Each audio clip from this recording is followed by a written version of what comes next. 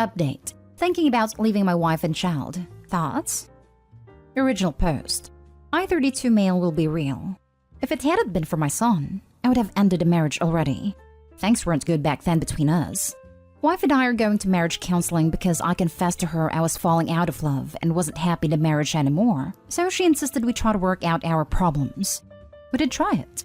Open up, have communication better, try to be more affectionate with each other and connect more as a couple. More romantic date nights and spontaneous trips. Basically to find that spark again. None of it worked and I was ready to call it quits after a year, until we found out she was pregnant. Now, for me, I always thought we were set on never ever having kids. That was something mentioned when we were first dating, and I was pretty relieved she felt the same way about not wanting kids. To me, I just never liked them. Not what I wanted for my life at all. But once we found out, she wanted to keep the baby. It was a whole other conflict. I didn't want to be a father, but she wanted him. For a while, I kept bringing up the options of termination or maybe adopting, but in the end, that didn't go anywhere. Then I thought, okay, well, parents split up all the time even with kids involved. However, that just gave me a lot of backlash from everyone about what a nahal I am, because who even thinks about leaving their pregnant wife?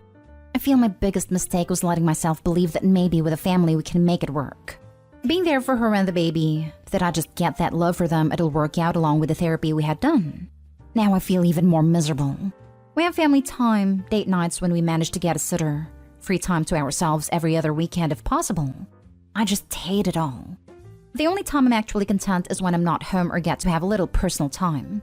Everything going on at home makes me wish I left before there was even a chance of her getting pregnant. But I felt bad not trying to get some help first before throwing in the towel in our marriage.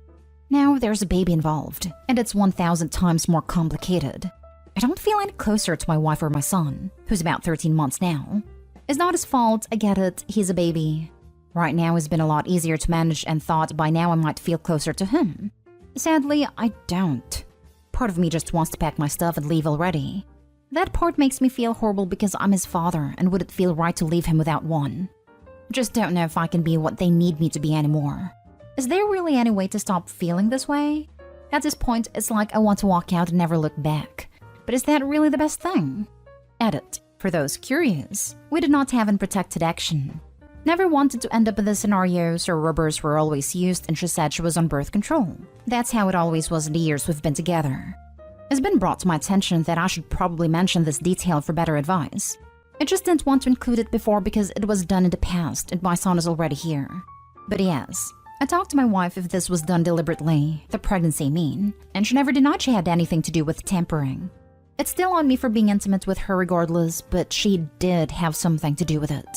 Like I said though, I didn't want to focus on that because my son is here anyways, and nothing could be done about it now. Now for the top advice before reading the update. You should leave. Your marriage should have ended years ago, and staying in a bad relationship just because of a baby is never healthy. Your wife deserves someone who will love her. Your son deserves growing up in a home where he is loved and wanted by all the adults in it. And no matter how much you try to fake it, kids can sense when their presence isn't really wanted. And you deserve a partner whom you do love and wanted to be with. None of you can get those things until you firmly admit once and for all that it isn't working for you and never will and put an end to it. You can still be his father without living there, and a bit of distance might even improve your relationship with him because you would be happier with your life in general once divorced, and because it would allow you to spend time with him away from his mom, who you freely admit you haven't wanted to be with for years. Tell your wife it's over. If she wants to try counseling again, agree to going. But warn her that you will be informing the counselor up front that the marriage is over, and you're only there to help your wife come to terms with that fact. Move your stuff out, and file for divorce and at least visitation with your son. This is sound advice, thank you. I agree I should have walked out a long time ago before a kid was even in the mix. It was hard. Still is. Hope leaving the marriage does improve what I have with my son. The feelings I'm having right now are not what I want to be having years down the road with him, when it becomes more obvious. And get a vasectomy so you don't have to worry about this with any future partners. Get a divorce. I grew up in a house with parents who hated each other. They didn't fight, but they didn't engage with each other either. I also learned at a young age that my father never wanted children. It was a miserable way to grow up. It didn't help any of us kids. I was so grateful when they finally got divorced. Now as an adult, I have a great relationship with my father. It doesn't mean you have to be an absent father or a bad one, but that is your son and you'll have to decide how much of a relationship you want with him. As another poster stated, you may become a better father when you're out of the marriage. Staying helps no one. Did your relationship with your father improve because of the divorce or because you reached adulthood? Since I have heard some parents get along better with their kids once they're older and more mature. A lot of it was because I got older. I think it became easier for him to relate to me more as a teenager and adult than as a small child. He wasn't a terrible father, but he was clearly unhappy and that had a big impact on how he treated us kids. I firmly believe if they had divorced when I was a child, our relationship would have improved sooner. He may have resented us as kids, but it was made worse because he was also in a relationship he hated. It was a cycle.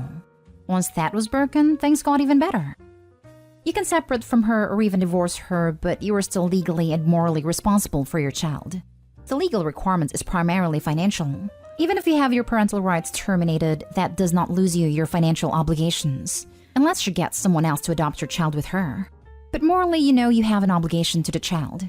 Have you considered talking to a therapist about how you might get more attached to your child, whether or not you stay with your wife? Because these are two separate issues. To answer your last question, yes, I started seeing a therapist individually when my son was around 7 months. She's helped people who've suffered from PPD, and I've been talking to her about the things I'm going through with my son. That's something I've been working on for months, because I don't want him to feel that I resent him as he gets older. And now for the update. I almost forgot that I had posted this, but thought I should add an update after all the help. Things have been tough, but getting easier day by day. I left my wife, soon to be ex. It was rough. Needed to happen though. If I wanted things to improve for my son's sake, I couldn't let myself continue to be stuck in this marriage I wanted out of already. For those who suggested this way and why, you were right. It's helped a lot. Not so much the first few weeks. It was so new, and I didn't have a place on my own. For about a month, I stayed with family until I found a place for myself and where my son could also stay. My soon-to-be ex obviously didn't take this well. She's brought some family members on her side for abandoning my family. But I didn't abandon my son. When I spoke to a lawyer and got the paperwork started, we also got a temporary custody order to make sure I'd still have time with him. It's only 3 days out of the week, but we'll settle custody stuff as we go through the divorce proceedings to get more time with him. Honestly, the time away really has boosted me up in ways I couldn't imagine. When my son is with me now, I feel lighter. Not trapped like I felt back then, and I know in my heart I can't ever not be in his life.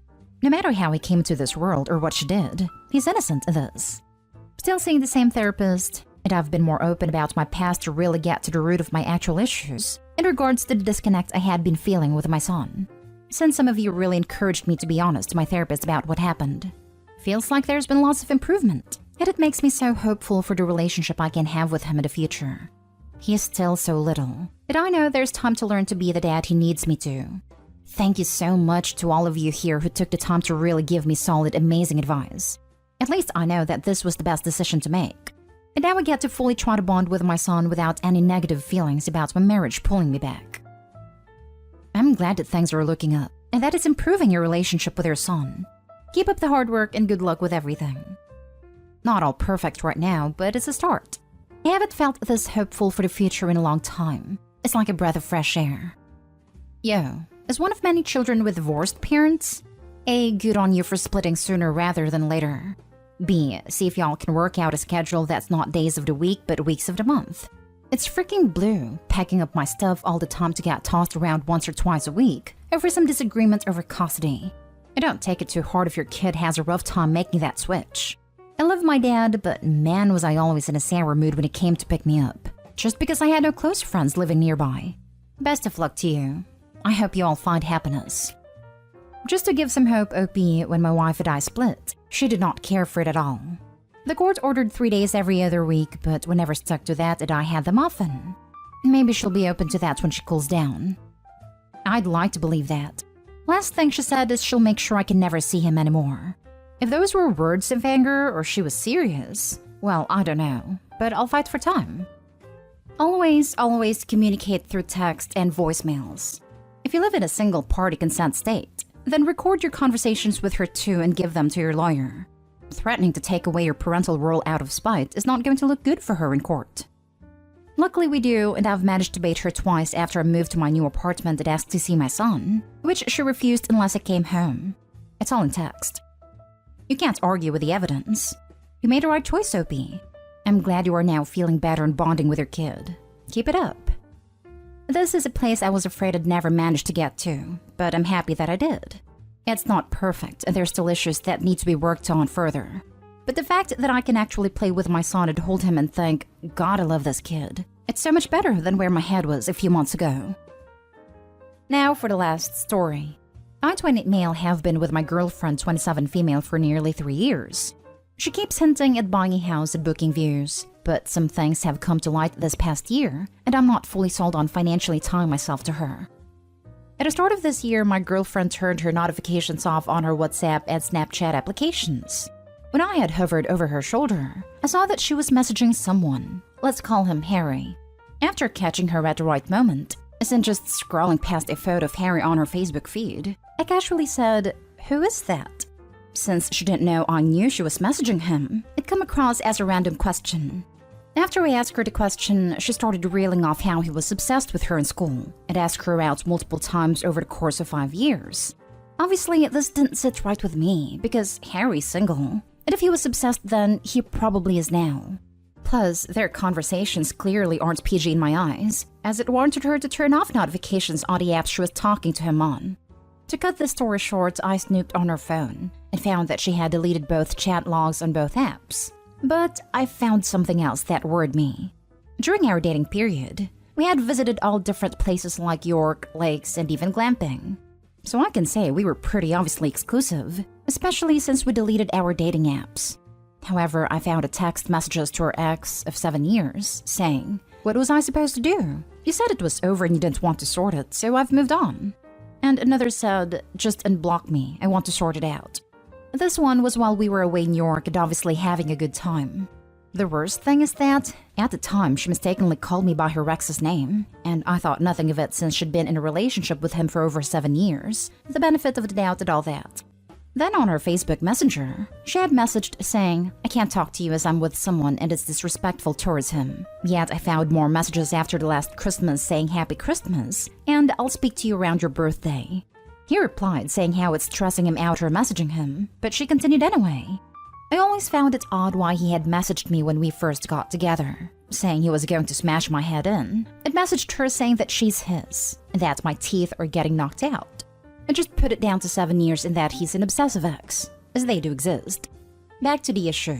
I raised it and got a balking for going on her phone, which was fair enough.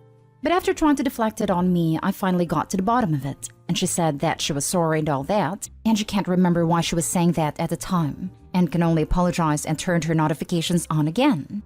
So I did what I always do, and forgave her but never forgot. Now coming down to looking at houses. I kept sending her houses and she was never replying, until I vocally told her I'd sent them. Turns out her Snapchat and WhatsApp notifications are off again, and I mentioned it. She said there's a group chat she's part of on WhatsApp that gets spammed, so I told her how to mute it and expressed how it's vital. She looks and sees my messages on time for us to buy a house, which remembers her idea. She wants to do this. Anyways, I tested out a week later and she still got the notifications off. Now, I know I said to let it go, but now she's turned her notifications off again. It just brings it all back. And honestly, I have this gut feeling that she's going to screw me over, and I'll be financially tied to her if I get a joint mortgage. We also have a dog, which complicates things further. You see, from my point of view, I had an obsessive ex. Each time she messaged me, I told my girlfriend what she said and when she said it. I made it clear to my ex multiple times I didn't want anything to do with her yet. My current girlfriend was sending happy birthday and happy Christmas messages to the ex that said he would smash my head in, and repeatedly told her that she was his, instead of just telling him how it is and blocked. I know the messages were from nearly 3 years ago, and I know the other messages were just happy birthday and happy Christmas last year, but it's also the stuff with Harry, which I never mentioned, but I gathered it was something she shouldn't have done, since she made a point of deleting the conversations. At the start of their relationship, I set a boundary which was, I just want to be with a person that hasn't disrespected me in any way, shape, or form, and that included messaging exes or other lads in a way that would be disrespectful towards me. It'd make me look like a fool. Regardless of how I've left it, and I've left it 12 months, I just feel like something eventually is going to happen, and I just can't shake the gut feeling she had an emotional affair with Harry behind my back. Trust your gut, man. Always. It's usually right. I think all of your concerns are valid, and it doesn't seem like she's trying to remove them from her life either. The fact that he threatened you and she sends him Christmas messages and birthday messages is enough BS for me to call it quits. And honestly, even if you're wrong, you clearly don't trust her. You shouldn't be in a relationship with someone you don't trust, much less buy a house with them. I counted here. Don't buy a house with someone you're not married to. That is all. Yeah, this. I bought a house with my boyfriend/best friend of literal decades, and I'm still in the process of trying to disentangle, 4 years after our breakup. Are you me? It's such a pain. I've told my current significant other I really don't care about marriage and the romantic BS behind it. But we have to be married for legal reasons when we buy a property and build. Because I'm not going through this again. You're acting shady. Yeah, I know, I'll stop. Some weeks. You're still acting shady. Yeah, I know, I'll stop. Some more weeks. You're acting shady. Yeah, I know, I'll stop. Many more weeks? Why? No kidding. It wants to tie himself to her financially? Makes me wonder if she wants to buy a house, so when she leaves him, she'll get half of the proceeds of the sale or he'll have to buy her out. Either way, she'll walk away with a nice chunk of change.